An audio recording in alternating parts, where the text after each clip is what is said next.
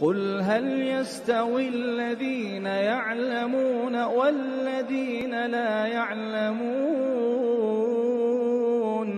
بسم الله الرحمن الرحيم. الحمد لله والصلاة والسلام على رسول الله وعلى آله وصحبه ومن والاه, amma ba'd. Sekarang kita ada di pelajaran yang kelima dari pelajaran Madrasah Islamic Center Al-Kharj. Pada pelajaran yang lalu telah kita pelajari syarat-syarat wudu dan juga telah kita jelaskan apa artinya wudu, apa artinya taharah secara bahasa atau secara istilah. Dan tentunya wudu ini penting untuk difahami karena dengan wudu ini kita bisa sholat. Kalau kita tidak paham wudu maka kita tidak bisa sholat. Nah, kita lanjutkan pelajaran kita tentang wudu ini. Kalau kemarin sudah dijelaskan tentang syarat-syarat wudu, sekarang kita akan menjelaskan tentang sifat wudu atau bagaimana cara kita berwudu, kewajiban wudu apa saja. Ya. Kemarin kita katakan bahwa arti daripada wudu adalah ghaslul a'dha al-arba'ah biniyatin makhsusah ma'at tertib, yaitu membasuh dan mengusap salah satu membasuh, dianggap membasuh karena banyak, semuanya sebagian besar dibasuh 4 anggota tubuh dengan niat dan dengan dengan urutan. Ya. Apa saja? Ya, jadi di sini dikatakan kewajiban wudu. Di dalam kewajiban wudu di sini ada 6. Kewajiban wudu ada 6. Kalau kemarin dikatakan syarat wudu niat, maka ini dipindahkan ke kewajiban wudu. Ya, kewajiban sama dengan rukun. Jadi kalau ditanya apa rukun wudu, sama saja dengan perkataan kita apa kewajiban wudu. Atau apa furudul wudu, sama saja. Rukun wudu, furudul wudu, kemudian kewajiban wudu ada 6. Jadi furudul wudu ada 6. Apa saja? Yang pertama niat. Furuduhun niyatu. Itu yang pertama. Niat. Harus niat. Kapan niatnya? Pada saat membasuh muka, itu yang wajib. Niat di situ yang wajib. Waghsil wajhaka. Kemudian yang kedua adalah membasuh muka. Membasuh muka. Jadi pembasuhan yang pertama itu kita basuh dengan sempurna. Kalau sudah sempurna membasuh muka, ya kita ini yang disebut dengan muka tentunya dari tempat tumbuhnya rambut kepala dan sampai kedua rahang ini semua disebut dengan muka. Ya, sampai sini juga telinga di sini juga harus dikenakan. Ya, artinya di sebelah sini. Nah, ini kalau sudah diusap satu kali dengan sempurna, maka ini satu kali. Kalau belum sempurna, misalkan kita membasuh begini saja, maka di sini kita belum mengusap satu kali, belum dihitung satu kali. Jadi mengusap satu kali itu yang sempurna. Nah, ini jadi yang wajib satu kali membasuh, itu yang wajib. Nanti sunnah 3 kali, sunnah. Ya, itu yang pertama. Kemudian yang kedua, kalau dikatakan di sini ditambah berkumur dan menghirup air ke hidung, di dalam mazhab Syafi'i berkumur dan juga menghirup air sunnah. Dan ini ada perbedaan pendapat ulama. Jadi yang wajib dalam mazhab Syafi'i yaitu membasuh seluruh muka. Itu yang pertama. Niat, yang kedua membasuh seluruh muka. Furuduhun niyatu, seorang ulama mengatakan waghsil wajhaka wa ghaslukal yadaini ma'mirfaqika, yaitu membasuh kedua tangan dari atas sampai siku. Wa ghaslukal yadaini dari kanan dulu sampai siku, ya, dan harus lebih dari siku. Ini harus lebih sedikit. Kenapa? Ma la yatimul wajibu illa bihi fa huwa wajib. Barang siapa artinya sesuatu yang tidak sempurna kecuali kewajiban itu dengannya, maka harus dilebihkan sedikit. Jadi nggak bisa kita paskan gitu sampai siku, nggak bisa, karena tidak ada pembatasan yang pasti. Maka kita lebihkan agar tidak akan kita pastikan bahwa semua siku terkena basuhan. Wa ghaslukal yadaini ma' mirfaqika wa mashu ba'dir ra'si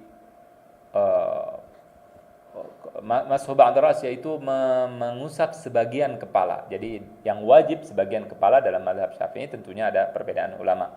Dan kalau semua itu adalah sunnah dan kita disunnahkan untuk melakukan yang sunnah dan keluar dari perbedaan pendapat para ulama, hukumnya adalah sunnah. Oleh karena itu ketika kita berwudu maka jangan cuma sebagian saja. Sebaiknya kita semua, kita usap semua kepala. Wa mashu ba'dar ra'si waghsil wa'um rijlaika. Yang kemudian adalah Waghsil rijlaika, yaitu membasuh kedua kakimu. Ma'ka'baika, sampai kedua mata kaki. Itu harus lebih juga, karena ma la yatimul wajibu illa bi fahuwa wajib, suatu yang tidak sempurna kewajiban dengannya maka dia menjadi wajib. Jadi melebihkan dari mata kaki juga wajib untuk dibasuh dengan air. Kemudian wat tartibu, dan juga tertib, yaitu berurutan. Tidak boleh kaki, habis kaki baru tangan, baru kemudian muka, tidak boleh. Jadi harus berurutan. Dan di sini dikatakan bersambung. Dalam mazhab Syafi'i bersambung hukumnya sunnah, bukan rukun, bukan wajib. Jadi sunnah. Ya, hukumnya adalah sunnah. Bersambung ini apa bedanya dengan berurut? Kalau berurut itu diurut tadi dari mulai muka yang pertama, ini yang wajib, saya katakan yang wajib. Kalau sunnah nanti kita mulai dari tangan, tapi ini kita bicara wajib. Yang wajib kalau tidak ada air, misalkan air cuma sedikit cukup buat membasuh sebagian anggota tubuh, maka kita harus mendahulukan yang wajib, itu muka, tangan seperti yang saya katakan, kemudian membasuh sebagian kepala dan kemudian kaki. Ini yang penting untuk dipahami. Kemudian bersambung itu adalah misalkan saya berwudu, misalkan saya sudah muka sudah saya sudah basuh. Nah, kemudian datang ada telepon. Kemudian saya angkat telepon. Saya bicara 10 menit, 15 menit. Nah, ini apa hukumnya? Apakah saya harus ngulang dari muka atau saya lanjutkan tangan? Saya sudah muka, sudah saya ketika berwudu ada telepon. Ya, atau saya sudah membasuh muka dan tangan kemudian ada telepon atau ada orang ngajak bicara dan sebagainya. Intinya saya tidak melanjutkan dengan bersambung wudunya. Nah, ini apa hukumnya? Hukumnya sunnah bersambung tersebut. Artinya kalau tidak bersambung tidak ada masalah, kita lanjutkan setelah muka ada telepon kita angkat dan sebagainya, kemudian tangan tidak ada masalah menurut sebagian ulama mewajibkan. Oleh karena itu sebaiknya kita bersambung. Jadi saya katakan kalau ada perbedaan maka kita hindari perbedaan tersebut sebisa mungkin. Kemudian setelah itu sunnah wudu. Apa saja yang disunnahkan dari wudu? Yang pertama adalah membaca bismillah. Ya, pertama membaca bismillah. Kemudian yang kedua di sini dikatakan membasuh kedua tangan 3 kali. Membasuh kedua tangan 3 kali. 3 tangan seperti kita akan berwudu 3 kali. Serta menyela-nyela jari, kita sela-sela jari kita. Di sini dikatakan membasuh kedua tangan 3 kali wajib setelah pas bangun tidur, ini tidak wajib. Wajib dalam mazhab Imam Ahmad, adapun dalam mazhab Syafi'i tidak wajib hukumnya, ya, dan disunnahkan tapi. Berkumur dan menghirup air ke hidung 3 kali. Berkumur ini sunnah. Berkumur artinya memasukkan air ke hidung, memasukkan air ke mulut, memasukkan air ke mulut. Baik digerakkan atau tidak digerakkan, itu namanya berkumur. Ya. Kemudian menghirup air ke hidung 3 kali. Ini adalah sunnah. Kemudian membasuh muka 3 kali. Kemudian menyela-nyela jenggot. Menyela-nyela jenggot ini adalah sunnah. Menyela-nyela jenggot hukumnya adalah sunnah. Menyela-nyela artinya kita begini, melakukan kita sela-sela masukkan air ke dalam jenggot tersebut. Jenggot terbagi menjadi 2, ada yang lebat dan ada yang tidak. Yang lebat itu dianggap lebat ketika kita kalau kita bicara dengan seseorang, biasanya kalau kita bicara dengan seseorang, dua orang, ini satu orang, dia berbicara dalam jarak tertentu. Nah, dalam jarak ketika mengajak bicara orang lain itu, ketika dia melihat jenggot kita, kemudian jenggotnya terlihat, kulit di dalam jenggot ini terlihat, maka jenggot tidak lebat. Ini wajib dikenakan air. Kalau jenggot kita tidak terlihat ketika bicara, lawan bicara kita tidak melihat jenggot kita, maka di sini jenggot kita lebat. Maksudnya kulit dalam jenggot kita tidak terlihat, maka jenggot lebat. Jenggot lebat hukumnya di sela-sela, sunnah di sela-sela. Tidak perlu dikenakan semua air ke jenggotnya atau ke dalam kulit tersebut, tidak perlu. Yang penting di sela-sela sunnah, seperti itu. Kemudian membasuh tangan kanan hingga siku, kemudian tangan kiri sebanyak 3 kali dari pertama sampai terakhir. Jadi yang pertama ketika berwudu tangan, kemudian kita kumur-kumur ya dan masukkan air ke dalam hidung, boleh berlangsung airnya kita barengi atau satu-satu berkumur dulu baru kemudian masukkan air ke hidung, tidak ada masalah. Kemudian muka, kemudian tangan, ya, sampai 3 kali. 3 kali ini sunnah. Kemudian mengusap kepala bagian bagian depan dan belakang, namun disunahkan dari depan sampai belakang. Kemudian membasuh, bukan mengguyur air ya, kepala tidak diguyur dengan air tapi mengusap begini. Kemudian membasuh kaki kanan hingga mata kaki, kemudian kaki kiri 3 kali. Kemudian berdoa usai wudu supaya menghimpun antara suci lahir dan batin. Asyhadu an la ilaha illallah wahdahu la syarikalah wa asyhadu anna Muhammadan abduhu wa rasuluh. Allahumma ja'alni minat tawwabin wa ja'alni minal mutatahhirin. Ini adalah doa setelah berwudu. Nah, di sini juga disunahkan juga siwak. Ya, kemudian juga bersambung tadi disunahkan. Mustashibin niyata min badin ila akhirih wa dalku udwin wal wila. Ya, al wila di sini artinya bersambung atau mualah. Ini juga disunahkan. Kemudian setelah itu hal-hal yang membatalkan wudu. Ya, pembatal wudu atau hadas kecil apa saja? Ada 4 yang membatalkan wudu. Cuma 4 dalam mazhab Syafi'i, ada 4 saja yang membatalkan wudu. Yang pertama adalah al-khariju minas sabilaini mutlaqan. Semua yang keluar dari al-sabilain, yaitu dari kemaluan depan dan belakang. Mujibuhu al-khariju min sabili ghaira manin mujibit taghsili. Katakan oleh seorang ulama, dia mengatakan yang mewajibkan wudu adalah sesuatu yang keluar dari kemaluan depan dan belakang, apapun itu yang keluar, baik suci atau tidak suci. Keluar batu, orang punya penyakit batu, batal wudunya, walaupun yang keluar suci, tidak ada masalah. Keluar yang najis seperti kencing dan sebagainya, batal wudu. Apapun yang keluar wudu batal, kecuali air mani. Kenapa air mani tidak membatalkan wudu? Karena ada kaidah yang mengatakan ma aujaba a'zamal amraini bi khususih lam yujibil adna bi umumih. Jadi kalau sesuatu itu sudah diwajibkan yang besar seperti air mani wajib mandi, maka tidak perlu lagi wudu. Kalau sudah diwajibkan yang besar seperti orang dirajam, ada seseorang yang dirajam, maka dia tidak perlu dicambuk lagi kalau dia sudah dirajam, begitu. Jadi kalau sudah mengambil sesuatu yang besar, maka yang kecil tidak usah dilakukan. Kurang lebih seperti itu. Kemudian setelah itu kadza zawalul aqli la binaumikul mumakkinin wa lamsu mar'atin rajul. Dan yang berikutnya adalah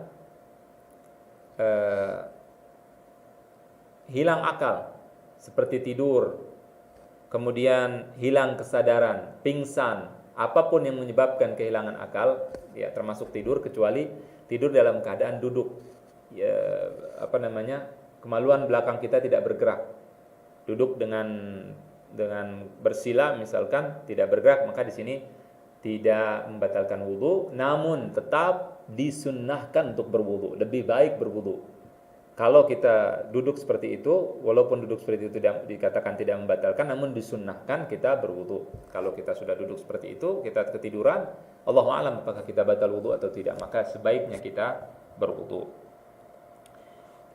Kemudian tentunya tidur di sini yang menghilangkan kesadaran, artinya sudah tidak sadar lagi sama sekali, maka di sini membatalkan wudu tersebut. Kemudian juga menyentuh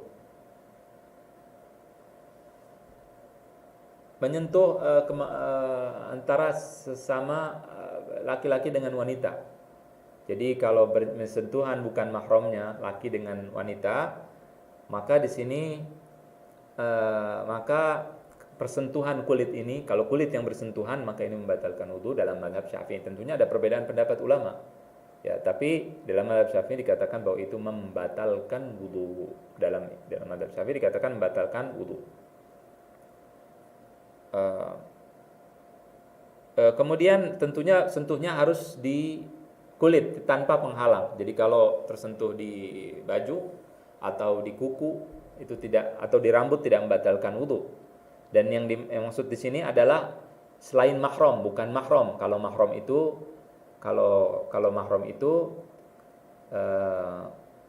tidak membatalkan wudu. Ya, mahram ada 18. Ya.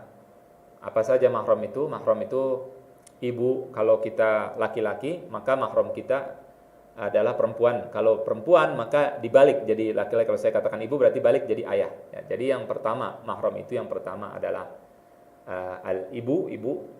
Kemudian setelah itu adalah anak.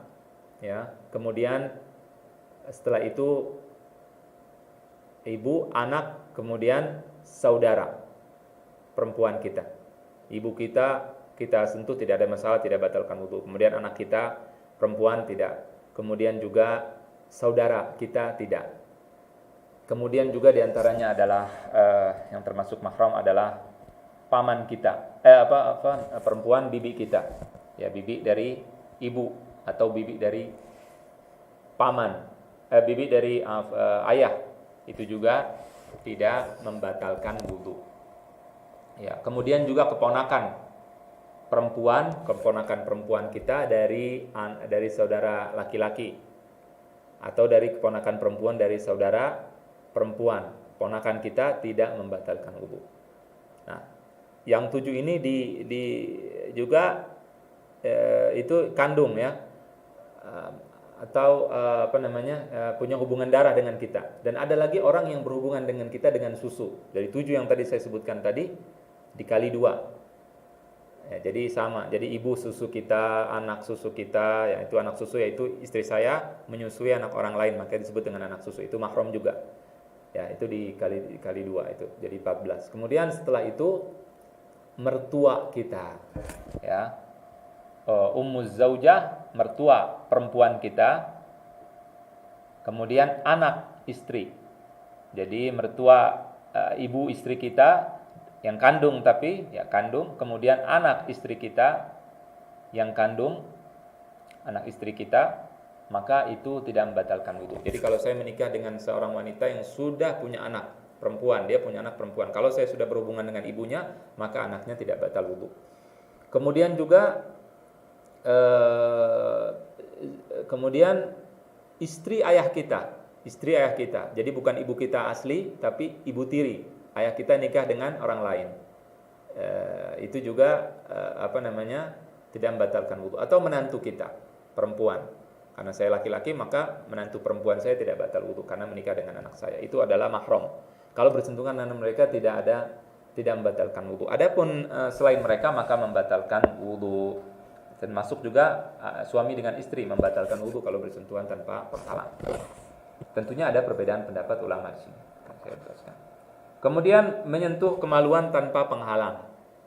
Menyentuh kemaluan baik dengan syahwat atau tidak dengan syahwat. Di sini dikatakan disertai syahwat. Ini menurut sebagian ulama dalam mazhab Syafi'i dikatakan menyentuh kemaluan manusia dengan syahwat atau tanpa syahwat, maka itu membatalkan wudu. Kalau menyentuhnya dengan batinul kaf yaitu dengan telapak tangan, ini membatalkan wudu. Kalau dengan sini tidak membatalkan wudu. Ya, jadi kalau anak kecil kita ceboki, misalkan ibunya menyeboki anak kecil, maka di sini batal wudunya kalau dengan menyentuh dengan telapak tangan. Kalau menyentuh kemaluan binatang tidak batal wudu. Kita bicara kemaluan manusia. Nah, kemudian makan daging unta. Waktira min aklin lilahmil juzri. Dalam mazhab Syafi'i tidak membatalkan wudu karena saya katakan tadi ada 4.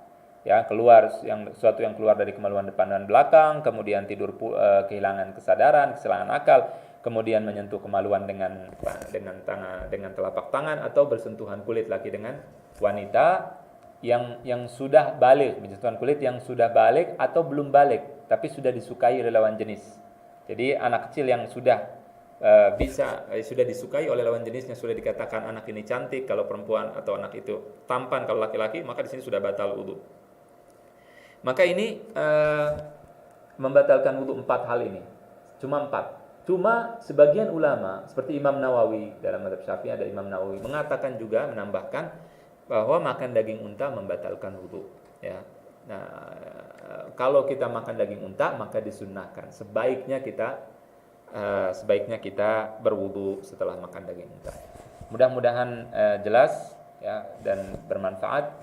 Wa sallallahu wasallam wa baraka ala nabiyyina Muhammadin wa ala alihi wa sahbihi ajma'in. قل هل يستوي الذين يعلمون والذين لا يعلمون